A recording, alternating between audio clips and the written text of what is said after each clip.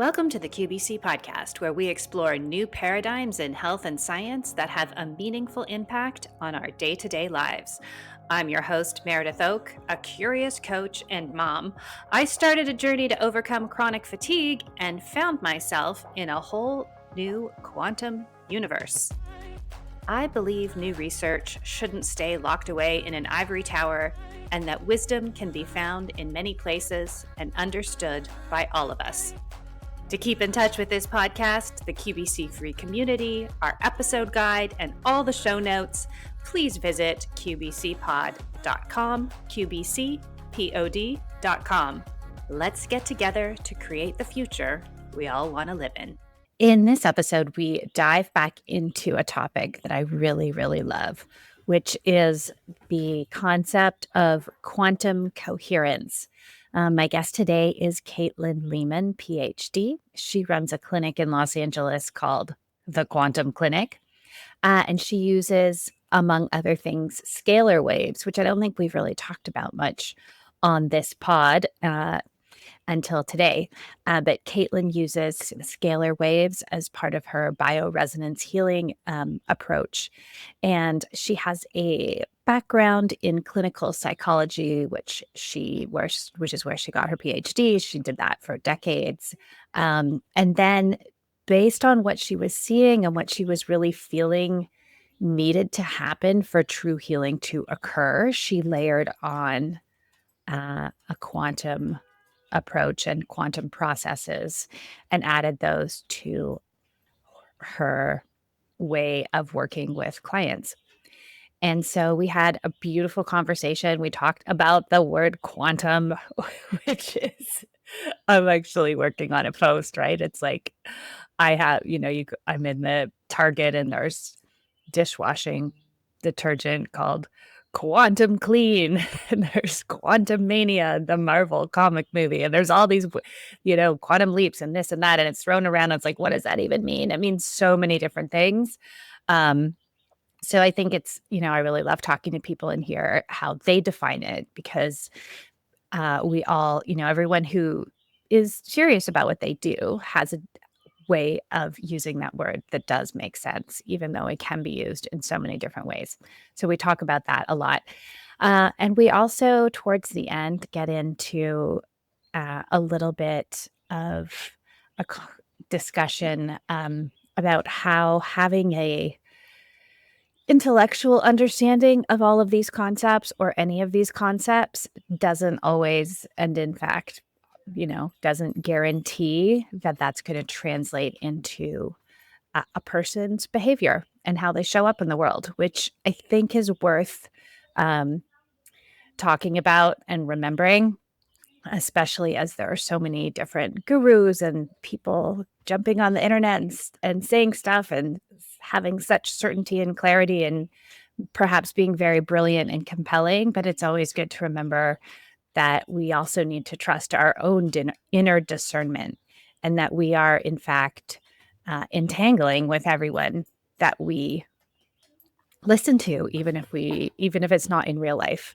right? Even if it's just on social media or listening to a podcast or watching something on YouTube or reading someone's book, we are choosing to entangle with their field. So it's always important to have that mindfulness and that discernment around who it is that we're entangling with. And, sometimes we read books by people we wouldn't want to hang out with, and it's all fine, but it's just good to remember, I think. And on that note, I do so appreciate you choosing to entangle with this podcast. It's just the joy of my life, and I love that you're all here. I appreciate it so much. I think there is a real need to explore these topics in a way that's grounded in science, but that's also relatable and not just for the super nerds among us. I say that with love, of course. All right, here is my conversation with Dr. Lehman. And of course, please don't forget to visit my friends at bombcharge.com and put the code QBC in the discount box at checkout. Bye-bye. Hi, Katelyn. Welcome to the QVC podcast. It's so great to meet you. It's so nice to meet you too, Meredith. Thanks for having me. My pleasure. So I heard about you because you have a clinic in Los Angeles called the Quantum Clinic. I was like, ooh, what's that? So I noticed that your approach comes from a place of quantum coherence. Like when I read your work or go to your website, that's a starting place for you. Could you just share sort of what that means to you and how you explain it to people, the Yeah, concept of quantum coherence? sure, absolutely. So I think before I dive right into that, it's helpful to have a little bit of a frame of reference for how I approach this emergent paradigm of understanding. Perfect. Anytime we talk about quantum systems, obviously people have these, typically one of two reactions. They either think we're talking about quantum mechanics, and observer, um, wave particle duality, they get really granular with it. And there is a lot of science coming out that sort of is in that realm.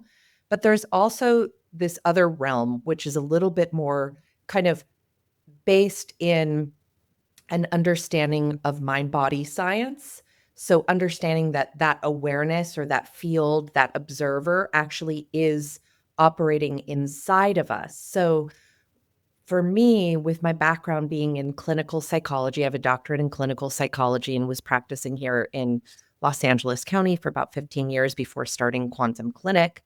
Um, I wanted to really empower people with the skills and space to be able to begin to develop what's called interoception, or that awareness of their internal states, so that they can create greater coherence in their own lives from the inside out, right?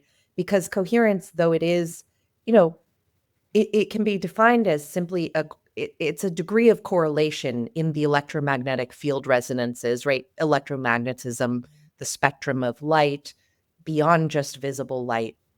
Um, all things emit a small but measurable electromagnetic field, including every cell in our body. And every thought, right, creates a pattern of this information flowing throughout our physical body. And so we really work at that intersection there of where intention and the active cultivation of these positive or life affirming emotional states, which really then catalyzes or creates the conditions for physiological coherence. And so, primarily at Quantum Clinic, we're working with heart brain coherence. That's something that a lot of people these days are familiar with or have heard about, but they're wanting to have an experience of it. And so that's hopefully that answered your question. Yes, I love no, that was beautifully expressed. Thank you. Um, Thanks, Dr. Lehman. I and it brought up something that I've been kind of grappling with lately. So, I have my background. I was an English major and worked as a executive coach. So I'm like by no means a scientist. And I was very much in the world of energy medicine and healing for personal reasons. And I started to understand some of the basics of quantum physics and quantum Yeah. biology. And for some of us, like for you and for me, it's like, oh, there's science that's explaining, distance healing, energy healing, all of the things. But what I've Right. noticed is that the scientists are still managing, and you alluded to this in your answer, right? Like they're still managing to somehow acknowledge that it exists, but just pull out some practical scientific applications and not shift the paradigm at all. Right. And I thought like, oh, now that quantum biology is real, everyone's going to understand that we're energetic beings of light, and it's not happening. Uh, I know I was naive. it is happening, and that's important to honor and Okay. acknowledge. It's just that our institutions and general medical practice, right, is very much rooted in Cartesian, Western. understanding of the split between mind and body, right? Our entire, the development of Western medicine was rooted in the belief that the body could be viewed as, sort of this hermetically sealed object, right? That could be tinkered with like a machine. And that, sort of, we just left the soul or the spirit or the life force through which this whole symphony of a body being is activated through. We leave that over there to the philosophers and the religious scientists, and we focus exclusively on this kind of narrow view of human experience. And that led to a lot of incredible developments in Western medicine. And certainly it's not, let's throw the baby out with the bathwater. I think right now we're in a place where, and psychology has a big part to play in this, where how can we communicate about the emergent paradigm in a way that intuitively makes sense to those who have a little bit more of a traditional approach to health and human functioning.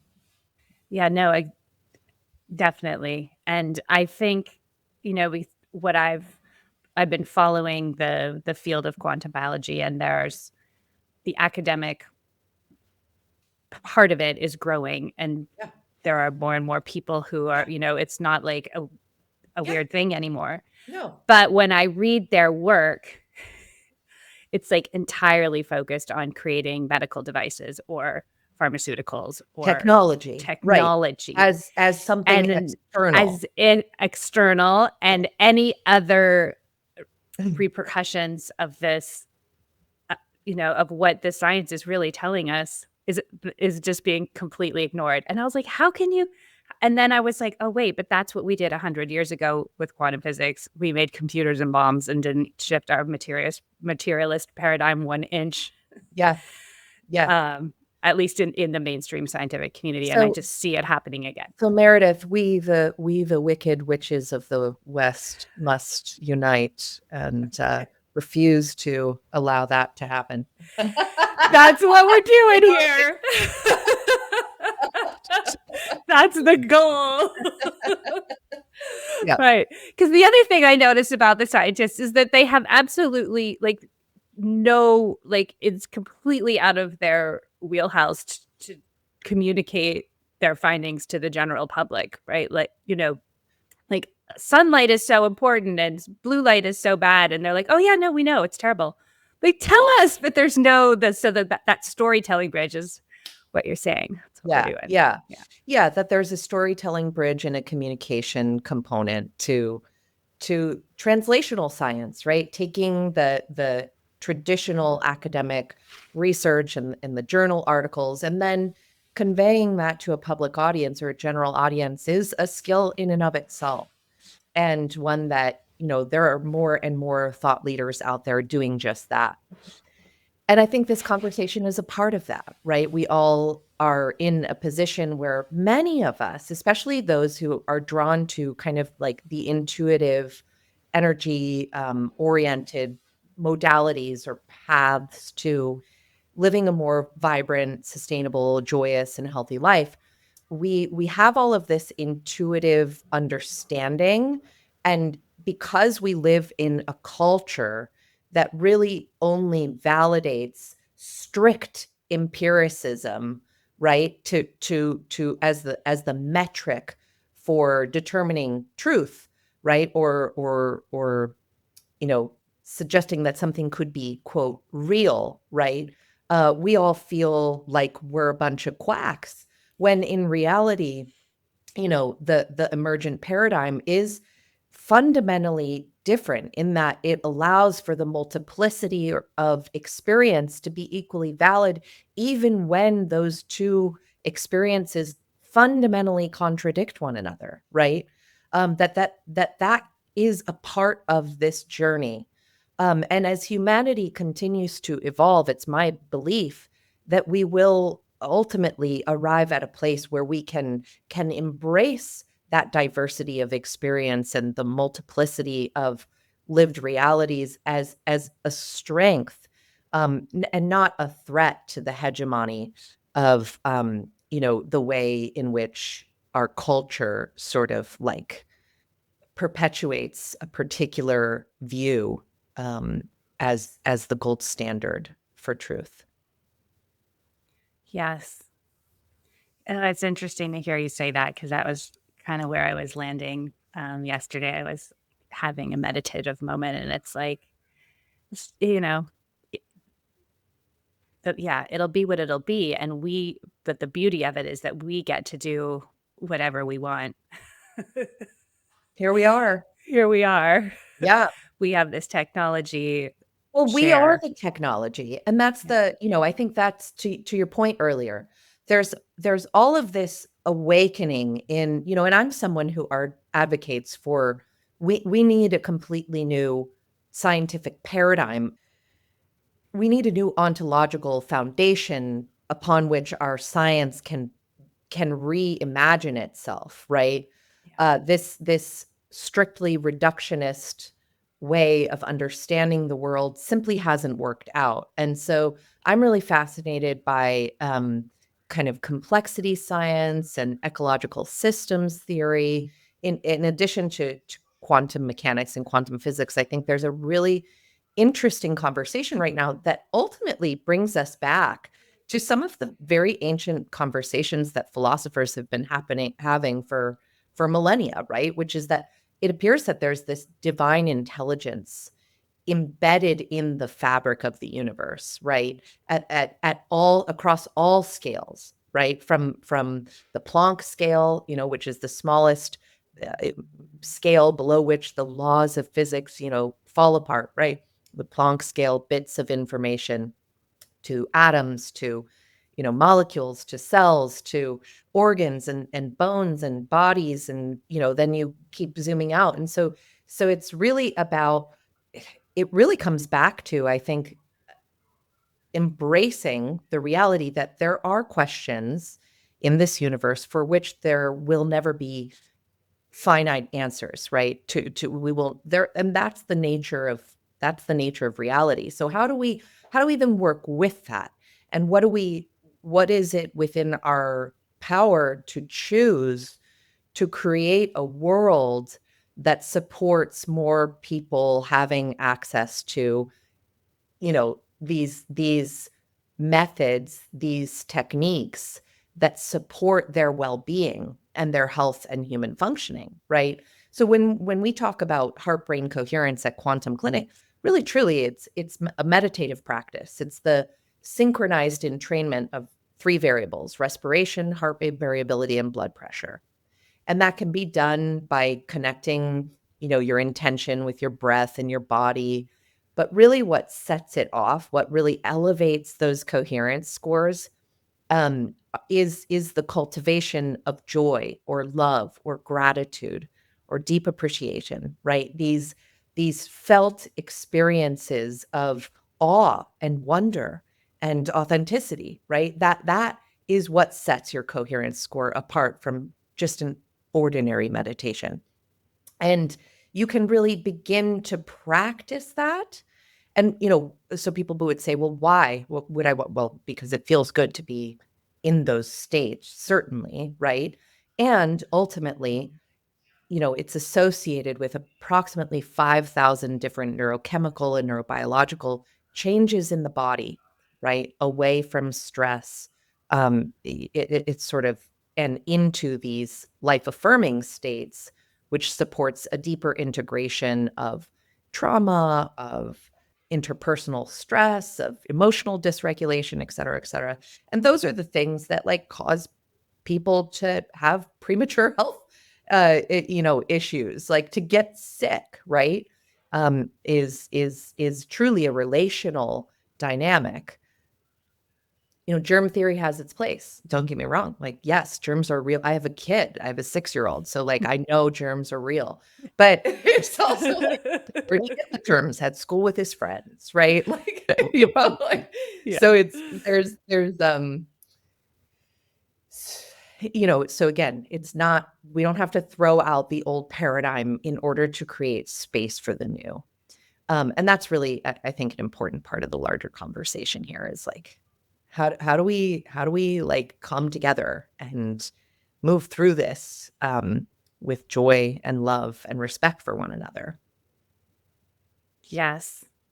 Yeah, I love that. And, I see this science because sometimes I have people, they're like, what do you mean? What do you mean that there's finally evidence for quantum effects than human systems? Like, of course, Yeah. we are quantum beings. Like, what do we need that science for? But I see it as a bridge, as you're saying, as we're all in a slightly different place, let's say ontologically, and each step forward, it builds a bridge that it could be, we could use in our own unique way to get to our next place. Yeah. 100%. Yeah. Yeah. Yeah. And yeah, and it would be wonderful to have a medical device that treats cancer with light instead of chemotherapy. Like that would be great. I'm not. Well, I mean, the FDA just approved a sound-based device Oh, to wonderful. that ablates cancer tumors using sound waves. Oh, No did need for they? surgery. Yeah. That's So wonderful to hear because I've had several people on the podcast, brilliant people who are like, "Oh, I did experiments as an undergrad and I was killing cancer cells with sound or light or whatever." I'm like, "What happened?" Like, I don't know. No one was interested. I moved on. So, yeah, yeah. yeah, yeah. Could you? I'm glad to hear that. Yeah, I mean, we at Quantum Clinic, sound, think of ultrasound, right? To create a visual image, it's sound waves being passed through the body that then are able to produce an image of structures inside of the body. That's how we look at babies in utero, right? Is Yeah. through the application of non-audible sound wave frequencies. But the whole realm of audible sound actually is a very interesting area of study and one that we're involved in at Quantum Clinic. I'm sorry, my cat is very excited about being here right now. She's rubbing her face up on the computer. Come here, sweet. Oh, we love a Uh, good cat visit. Hey, right. kitty. So audible frequencies, right? Yes. Sounds that support autonomic nervous system regulation, integration. Think of solfeggio tones or binaural beats, right? Yeah. These are compositions of frequencies that support, again, sort of an ordering effect within the body, right? Because when you apply sound to, let's say, water, right, of which most of the body is comprised of water molecules. So you apply sound to water, it has an ordering effect, a structuring effect. It creates resonant patterns or geometric shapes in the water itself, and as that is passing through the body. And beyond being a relaxing experience, which many people associate like a sound bath or a sound healing session with a state of relaxation, what we're seeing is that it promotes, again, this quantum coherence. It has an organizing effect on our physiology and our psychology, in such a way that it allows for the flow of energy and information in the body in a way that's more fluid, that's less stagnant. It can help move energetic blocks. It can help open up parts of our experience that we hadn't previously felt or had access to. And again, this is why, in my opinion, it's so important that we involve the psychological sciences in this, communication about this paradigm. Because, if you think of the totality of the quantum system that we're perceiving and experiencing through, our lives, right? Well, how is that then communicated to us, right? Well, it's through sensation, image, feeling, and thought. Those are innately psychological factors. There's no feeling state in the brain doesn't feel, the brain doesn't see. It's interpreting all of this information at the speed of light, and we are subjectively experiencing that through our field of awareness, right? So Awareness then becomes the healing mechanism. As our awareness expands or contracts, because it will do both over the lifespan, right? As it continues to evolve and develop, as we go through life, well, then you become more capable of seeing the world differently, or perhaps others seeing the world more rigidly, and so then it's about this dynamic interplay between rigidity and flexibility, and obviously flexibility and rigidity both, neither are a perfect balance. You have to have boundaries on one hand and openness on the other, but you know how we navigate that then becomes the dance of life. And what a beautiful dance it is. Yes. So talk to me about the concept of scalar waves and Sure. how they play into this, because you have a Yeah, I can. device, and Yeah. this has come up a lot, and I haven't talked about it on here, so I'd love Great. for you to explain. Yeah, so scalar waves are what's called non-Hertzian waves. And there's a significant debate in the scientific community as to what exactly is a scalar wave. I actually wrote about this in a book that I wrote that's still unpublished, but maybe one day it will come out. People have different definitions for what is it, but the properties of a scalar wave that make it unique is that it's my understanding, and again, I'm not a physicist. My background is in clinical psychology, so I will do. I'll have this Yes. conversation to the best of my ability. We are telling the story of the science. Yes, exactly. I'm not saying I have all of the answers, but these waves don't behave like traditional waves in so much as when they're moving through space, and they come up against physical matter, so say a human body or a wall or whatever, they're perceived to pass through it. So they're omnipresent, right? It's everywhere. It's almost like, okay, and our kind of Newtonian physics understanding of classical laws of physics doesn't really hold the complexity of that. Like, what do you mean? Where does it?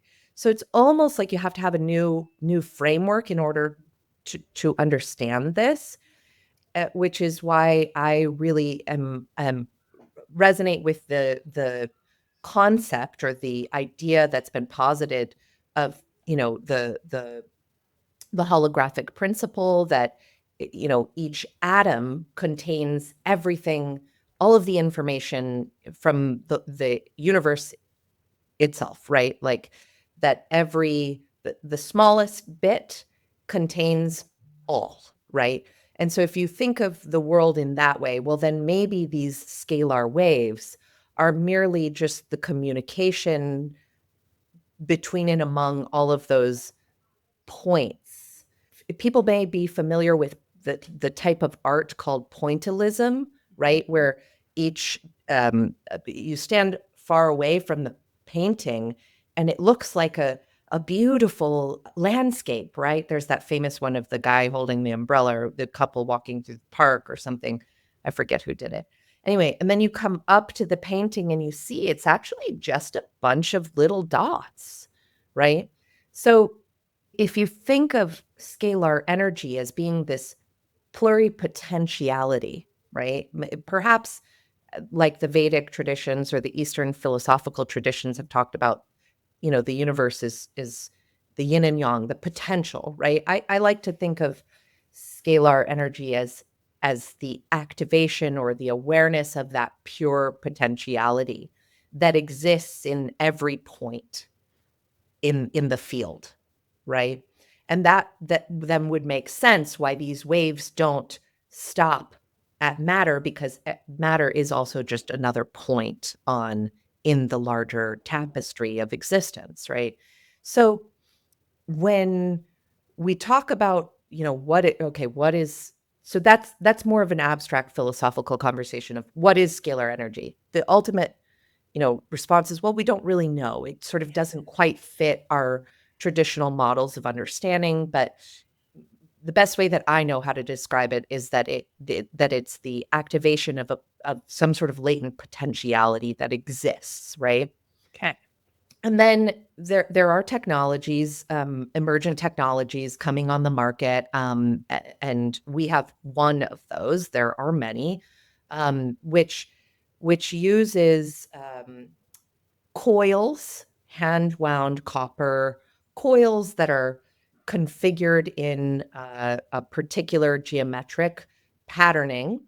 There are 3 coils and inert noble gases in plasma tubes, so that then when the device is turned on, purports to, again, as I mentioned earlier, sort of have a structuring effect. It activates the potentiality within the field generated in and around the technology itself. And audible frequencies are passed through that, administered through headphones and a vibrating waterbed. And the feedback that we get from clients is that it's very supportive of any kind of autonomic dysregulation. So, any anxiety, stress, emotional overwhelm. We get a lot of people who deal with chronic inflammatory diseases like Mhm. fibromyalgia, or there are lots of them these days. Yeah. People dealing with comorbidities around pain in the body, and just kind of fog, right? Mental fog. And that they have this experience, which lasts for about 45 minutes. They're exposed to these sound frequencies and in the body and through the ears. And they're in this field, this structured field.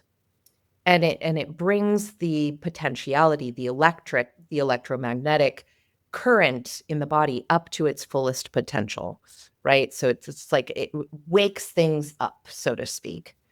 Um, and again, kind of tying it into the realm of like, what is this quantum world we're talking about? Well, it's the realm of sensation, image, feeling, or thought. And so as people are having this experience of laying on the bed and being supported by a clinician who orients them to the space and encourages them to set an intention for their healing, we are very at Quantum Clinic, we're attuned to the relational and human qualities of healing, very much so.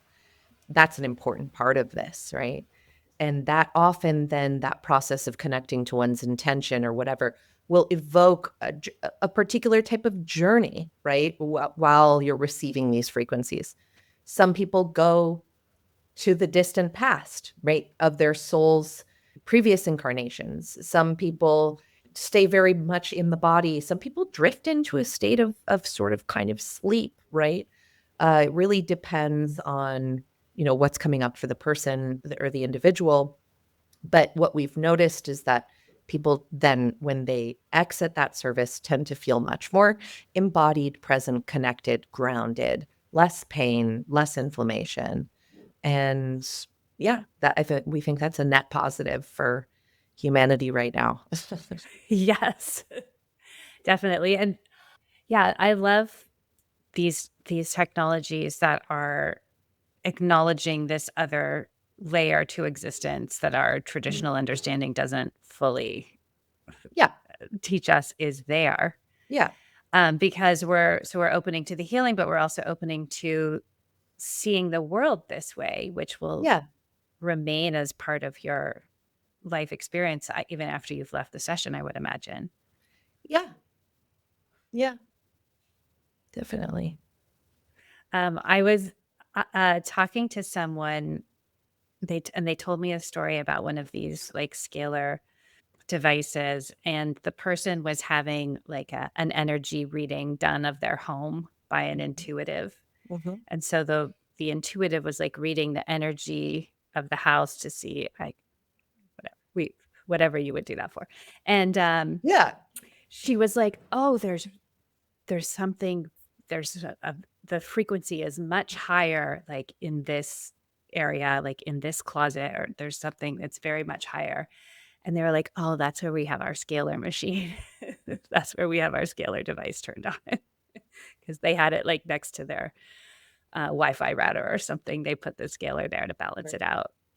And that was I heard that story. I'm like, oh, okay. I'm curious about this now. And Yeah. how, I mean, it's just like a whole universe happening that like right next to us. So it's just crazy to think Yeah. about. Yeah. Yeah. I mean, when we're talking about, intuitive energy reading, not non-local awareness, all of these things, the quantum realm really does, at least in part, it's my belief, provide the basis for those experiences, right? Like it's funny. I hesitate to talk too much about it because, again, like we live in a very complex time in human history, and I think that women in particular, but also men who have practiced indigenous ways of knowing and this kind of deeper unified field, which we are all a part of, right? We're a node in the larger infinite field of energy and information. And if we accept that consciousness is the floor or the ground of existence, if you will, which expresses itself through biological adaptations and geological processes and all of these things, well, then at least hypothetically, it is possible to know things in ways that are not limited by our present time space continuum, right? That there's a way in which we can access that deeper intelligence, that deeper knowing. And that example you shared of your friend or whomever, having an intuitive do an energy reading, and whoa, lo and behold, like they actually said, there's a closet over there that like is pinging my sensors. It's becoming more and more difficult to dismiss those because of the preponderance of evidence that those things are, well, yeah, there's like this thing here that I'm running right now. Like, yeah, of course you would notice that. And remote healings, distance healings, telepathic communication between hearts and souls. These are all things that would get you burned at the stake for heresy at many times throughout human history. And so I think, rightfully so, many women, especially those of us, out here doing the good work, right? Like are hesitant to speak about in greater depth or outside of circles that feel really, really safe to do so, right? Because it does at times border on the miraculous, but it's also becoming more culturally accepted, right? Like the autism files or did you watch that podcast or hear Oh, about the telepathy tapes? that? Oh, thank you. Yes. The telepathy tapes Yes. they're primarily interviewing people on the On the spectrum, right? The autism scale. telepathy Yeah. tapes. Again, as we're moving forward as a collective, as a species, I do think this moment in time calls for, sort of an acknowledgement and a recognition of ancient truths to be remembered by those of us who are here now, and that we should be courageous in communicating about those experiences within reason. Yes, because I'm glad you brought the telepathy tapes up because I mean it was a profoundly beautiful piece of art that she made with that podcast. But what really landed for me was how popular it was. Like I think for a Yeah. couple of weeks it was the number one podcast in the United States, if not more Yeah. places, which is like Yeah. tens of millions of downloads.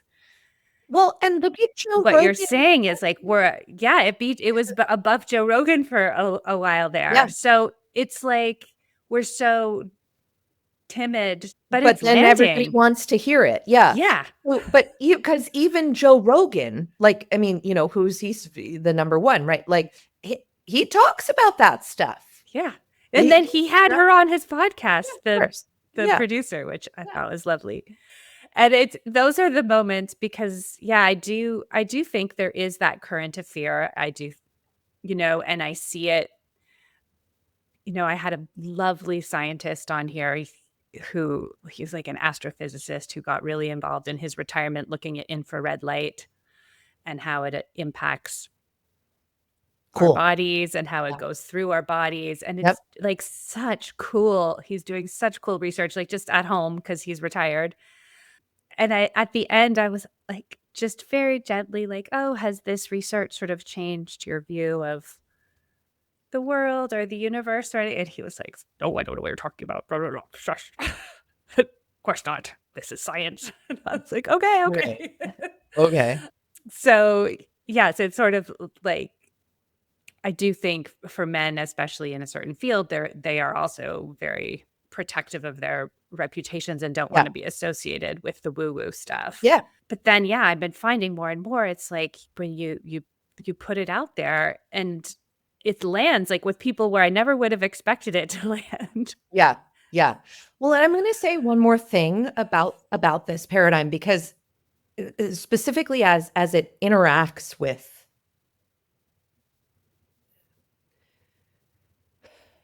gendered norms, personality types, and psychopathology, right? Because Right. just because we now have the language to back up intuitive understanding, alternate modes of knowing with science, right? As science is described in a very narrow frame of understanding again, right? That doesn't mean that those things were not true throughout human history. It just means that we now have the language to validate it, right? Mhm.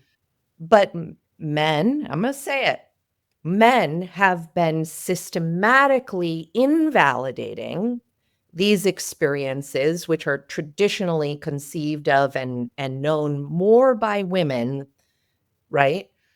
They have systematically undercut and invalidated those modes of knowing. And that still happens today, right? Just because someone is a notable figure in a particular scientific discipline does not mean that they're also not enacting profoundly narcissistic, ego-driven, selfish, self-protective defense mechanisms, right?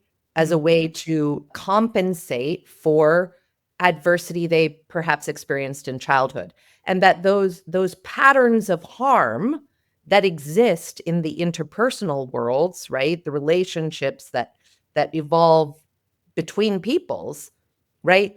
Like none of this quantum biology stuff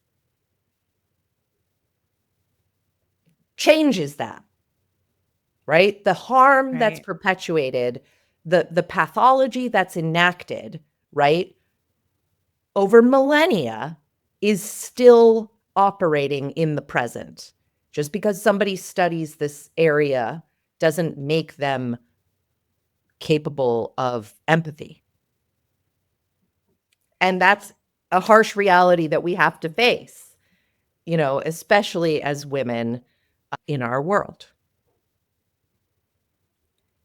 Yes, and I appreciate you articulating that because that does happen and is happening. And it's really disconcerting for those of us who see it from the perspective that we're talking about. Because you have people using the same language. And it's like, I was talking to someone and she's like, how can so and so and so and so be talking about the quantum field, be talking about biophysics and quantum biology and not understand that they're part of their behavior is affecting their words, the way they treat people. Yep. And it doesn't. It's like exactly what you just described is Right. happening. Right. And that's been happening for millennia, right? People usurping spiritual language, and now they're usurping the language du jour, right, which is this unified field and love and light and all of that stuff. There, it's a form of misappropriation of spiritual teachings for their own self-interest and to assert dominance and power and control in interpersonal relationships, right? Yeah. So that is still, I would argue, like a much more critical imperative for us to address collectively. And again, it's all happening simultaneously, but people are people. And we all have these incredibly self-destructive and malicious and base kind of instincts within us. And ultimately, where it lands for me is falling back on kind of traditional Buddhist principles of um,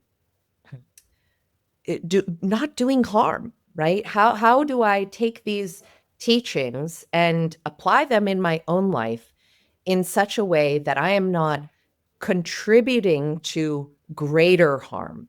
And when I am confronted by adversity or, whatever the case may be, okay, am I a courageous and competent adult who is capable of showing up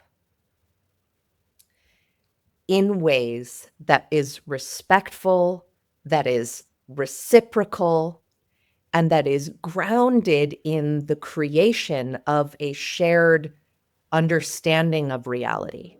Because as we move away from having a rigid, finite, concrete understanding of reality towards a more pluralistic or multiple realities can coexist, then it becomes about our ability to navigate that, to negotiate that, to have the dialogue that creates a foundation for a shared consensus, right?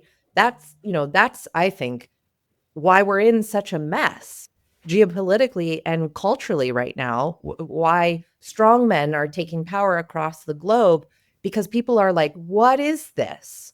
They don't know what to do with all of this, the polarity, the splitting, the perceptual fragments that are manifesting on the larger scale. So I'm not sure that I made that did justice to that talking point, but I think it's an important one to continue to explore as we grow together, Yeah, absolutely. And I love that you brought it up. And, for me, it's like remembering that it starts within me. 100%. And I can talk about quantum entanglement. It's like, what am I contributing to that field? And if we all started there. Yeah.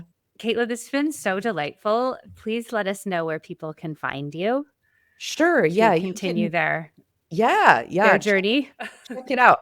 So you can find me on Instagram at Dr. Katelyn Lehman, or Facebook, or anywhere you find your people. And you can check out quantumclinic.com. And I'll send you a link to my online course that maybe you can include in the show notes. Sure. I would love to. So yeah, that's Dr. Katelyn, and it's Katelyn, Katelyn, Lehman, Lehman. You got it. This was delightful, and we will have to do it again sometime. Wonderful. Thanks so much, Meredith. This has been the Quantum Biology Collective podcast. To find a practitioner who practices from this point of view, visit our directory at quantumbiologycollective.org. If you are a practitioner, definitely take a look at the Applied Quantum Biology Certification, a 6-week study of the science of the new human health paradigm and its practical application with your patients and clients. We also love to feature graduates of the program on this very podcast. Until next time, the QBC.